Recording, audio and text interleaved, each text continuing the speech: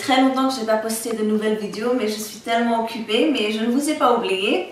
Aujourd'hui, je voudrais dédier cet épisode à mes amis tunisiens et spécialement à Fatima Jarat qui m'a écrit un très gentil mot. Merci beaucoup Fatima, ça m'a fait plaisir. Continuez à m'envoyer vos commentaires et je vais essayer d'y répondre dès que je peux. Je ne sais pas pourquoi j'ai un problème avec la chaîne qui fait que à chaque fois que j'ai un nouveau commentaire, je ne le reçois pas tout de suite. Et j'ai essayé de comprendre pourquoi, mais je ne le fais pas. Donc aujourd'hui, ce que j'ai prévu, c'est de vous montrer comment faire du kheer. Le kheer est un dessert, pas le kheer, c'est la boisson qu'on boit, hein, mais le kheer. Donc c'est du riz au lait. Et en fait, c'est très simple à faire. Il vous faut juste 4 ingrédients. Du lait, du sucre, du riz et de la cardamome pour parfumer. Si vous n'avez pas de cardamome pour parfumer, c'est pas grave, vous pouvez ajouter soit un peu d'anis, soit un peu de vanille. C'est comme vous le voulez. Également, on m'a demandé d'être un peu plus précise, beaucoup plus précise, et je vais essayer de faire de mon mieux. C'est pas toujours facile car les unités sont différentes aux États-Unis. On utilise les ounces plutôt que les litres et les grammes, et donc les conversions c'est pas toujours pratique. Donc voilà, je vous expliquais le kheer, c'est quoi? C'est du riz au lait.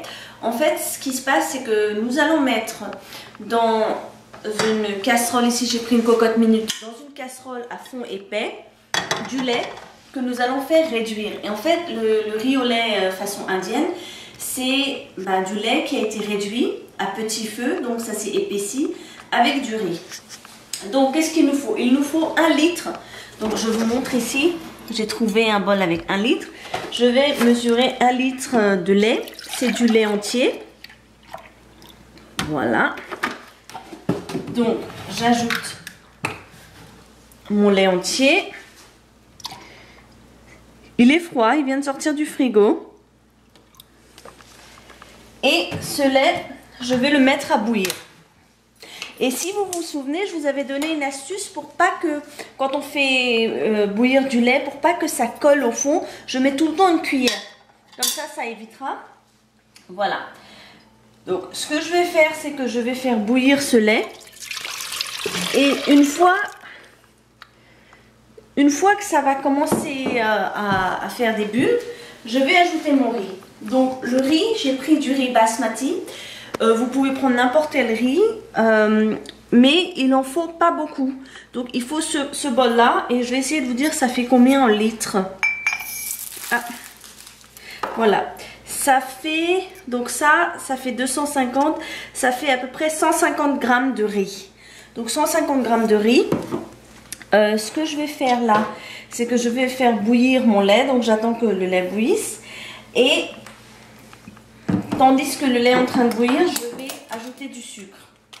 Donc pour le sucre, je dirais que c'est en fonction du goût. Certaines personnes aiment que ça soit très sucré. Moi, je ne suis pas trop, donc je vais mettre à peu près 4 cuillères à soupe. 3 et 4. Donc ça suffit. Moi, je veux que ça soit légèrement sucré. Et ce que je vais faire également, c'est que je vais prendre 3 cardamomes.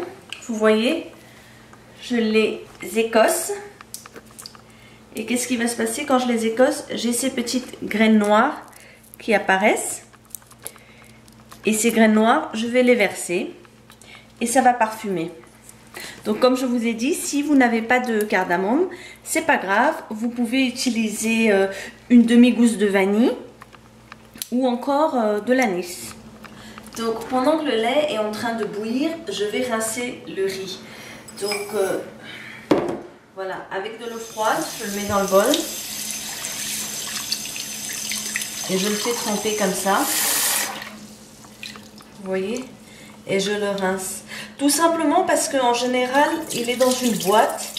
Et je ne sais pas combien de temps il a été emballé, s'il y a eu un peu de poussière dans le transport ou pas. Mais je lave, en général, je rince le riz. Donc ce qu'on fait, c'est que voilà. Vous voyez, je l'ai rincé et je fais partir. Vous pouvez utiliser une passoire également. J'ai plutôt l'habitude de faire comme ça. Donc je vais attendre maintenant que le lait bout. Une fois qu'il va se mettre à bouillir, je vais ajouter ce riz.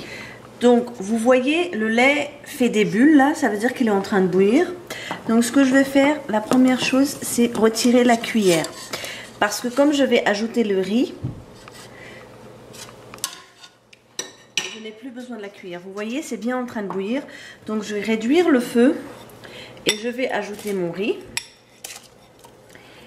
Et maintenant, je vais laisser cuire le riz dans le lait et en même temps laisser le lait réduire à petit feu. Je vais vous montrer à quel feu.